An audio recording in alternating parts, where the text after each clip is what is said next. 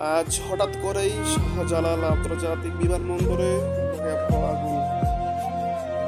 এই আগুন এতটাই প্রকোপ যে ফায়ার সার্ভিসের অনেকগুলো টিম এই আগুন নিবানোর কাজে ব্যস্ত, তবুও এর আগুন নিভতেছে না।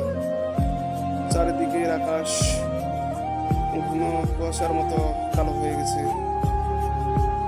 আগুনের প্রকোপ এতটাই বেড়ে যাচ্ছে যে ফায়ার সার্ভিসের অনেকগুলো টিম কাজ করার পরেও এটা আগুন নিতেছে না।